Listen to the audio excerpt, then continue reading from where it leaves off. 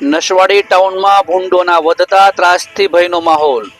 4 વર્ષની બાળકી પર ભૂંડે હુમલો કરતા સારવાર હેઠળ ખસેડાઈ। નમસ્કાર, સહજ ન્યૂઝ સાથે હું છું ગોપાલ ભેસાણિયા।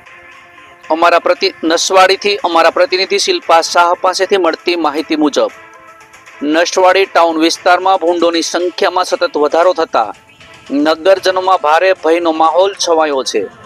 આવી સ્થિતિમાં નસવાડીના મેમણ કોલોની વિસ્તારમાં ઘર આંગણે રમતી 4 વર્ષની માસૂમ બાળકી પર અચાનક ભૂંડે હુમલો કર્યો હતો અને આ ઘટના સમયે ઘરમાં કામ કરતી પનિયારીએ સમયસર દોડ મૂકી અને બાળકીનો જીવ બચાવ્યો હતો।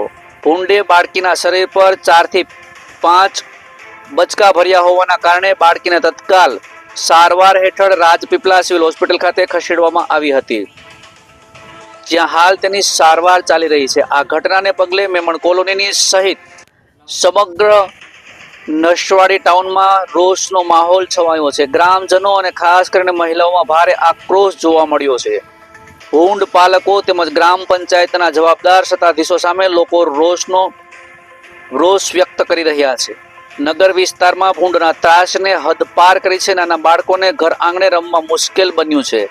બજાર વિસ્તારમાં બાઇક પર કે અન્ય જગ્યાએ રાખેલી ખરીદેલી સામગ્રી ભૂંડો દ્વારા હુમલો કરી ખેંચી લેવાય છે। ખેતી પાકને પણ મોટા પાયે નુકસાન થઈ રહ્યું હોવાનું પણ ગ્રામજનોએ જણાવ્યું હતું। મેમણ કોલોનીમાં બનેલી ઘટનાને પગલે મહિલાઓ અને બાળકોમાં ભયનો માહોલ હેઠળ જીવન જીવવા મજબૂર બન્યા છે। જો સમયસર પનિયારીની નજર બાળકી પર ન પડી હોત તો મોટી દુર્ઘટના સર્જાઈ હોત તેવી ચર્ચાએ પણ જોર પકડ્યું છે। ગ્રામજનોની માંગ ઉઠી છે કે માત્ર 4-5 ભૂંડ પકડીને સંતોષ માનવાની નીતિ છોડી ભૂંડ પાલકોને બોલાવી કડક સૂચનાઓ આપવામાં આવે તેમજ નસવાડી ટાઉનમાં દરેક વિસ્તારમાંથી ભૂંડને દૂર કરવા તંત્ર તાત્કાલિક કાર્યવાહી કરે। રિપોર્ટર શિલ્પા શાહ, સહજ ન્યૂઝ, નસવાડી। નથી ઉમેદવાર, નથી સભ્ય, નથી સરપંચ, કોઈ જ જવાબ આપતું નથી।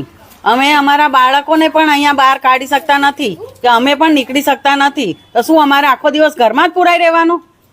અમે બહાર નીકળે છે। કાલે મારી છોકરાની છોકરીને ભૂંડ બરાબર પકડી ગયા અને એને 4-5 ઠેકાણે બચકા ભર્યા। તાત્કાલિક એને સરકારી દવાખાને નસવાડી લઈ ગયા, ત્યાંથી ઇમરજન્સીમાં તાત્કાલિક રાજપીપળા સિવિલમાં લઈ ગયા। ત્યાં જે 2 દિવસથી ત્યાં દાખલ છે અને મારી 3 વર્ષની પોતરી છે, એને કેટલી તકલીફ થતી હશે અમને ખબર છે, માટે કોઈ જવાબ આપતું નથી। ને આ ત્રાસ વહેલામાં વહેલા દૂર થાય, નહીં તો પછી અમે આગળ કોર્ટમાં જવા